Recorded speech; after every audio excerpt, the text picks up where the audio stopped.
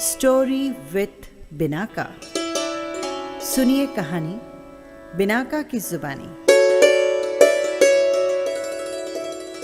लीजिए हाजिर है अफगानिस्तान की लोक कथा सजदा।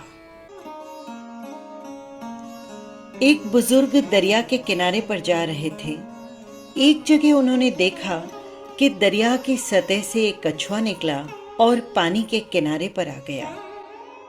उसी किनारे से एक बड़े जहरीले बिच्छू ने दरिया के अंदर छलांग लगाई और कछुए की पीठ पर सवार हो गया। कछुए ने तैरना शुरू कर दिया। वो बुजुर्ग बड़े हैरान हुए। उन्होंने उस कछुए का पीछा करने की ठान ली। इसीलिए दरिया में तैरकर वो कछुए का पीछा करने लगे।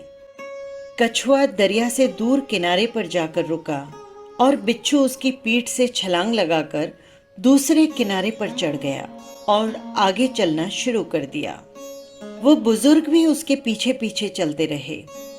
आगे जाकर देखा कि जिस तरफ बिच्छू जा रहा था उसके रास्ते में एक मालिक का बंदा बड़े ध्यान से आंखें बंद कर सजदे में लगा हुआ था।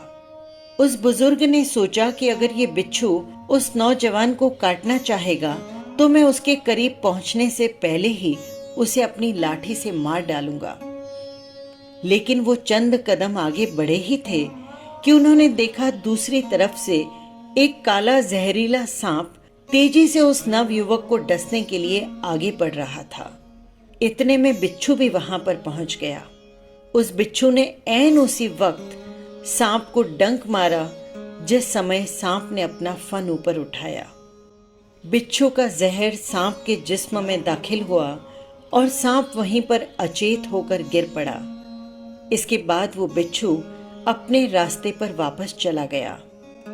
थोड़ी देर बाद जब वो नौजवान सजदे से उठा तब उस बुजुर्ग ने उसे बताया कि मालिक तेरी हिफाजत के लिए किस तरह कछुए को दरिया के किनारे पर लाया, फिर कैसे उस बिच्छू को कछुए की पीठ पर बिठाकर सांप से तेरी रक्षा करने के लिए यहाँ पर भेजा।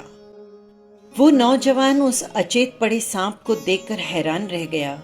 उसकी आंखों से आंसू निकल पड़े और अपनी आंखें बंद करके वो मालिक का शुक्रिया अदा करने लगा। और तभी मालिक ने उस बंदे से कहा, जब वो बुजुर्ग जो तुम्हें जानता तक नहीं था तेरी जान बचाने के लिए लाठी उठा सकता है, तो फिर तू मेरे काम में लगा हुआ था। तुझे बचाने के लिए मेरी लाठी तो हमेशा से ही तैयार रहती है। वाह रे मालिक, वाह रे ईश्वर, शुक्र है तेरा। जो सजदे में लगे रहते हैं परमात्मा सदा उनकी रक्षा करते हैं। व्यर्थ की चिंता छोड़ें, अहंकार छोड़ें, बाकी तो सारा ध्यान ईश्वर रख ही लेंगे। यही थी लोक कथा। फिर मिलेंगे हम किसी नई कथा या कहानी के साथ। नमस्कार।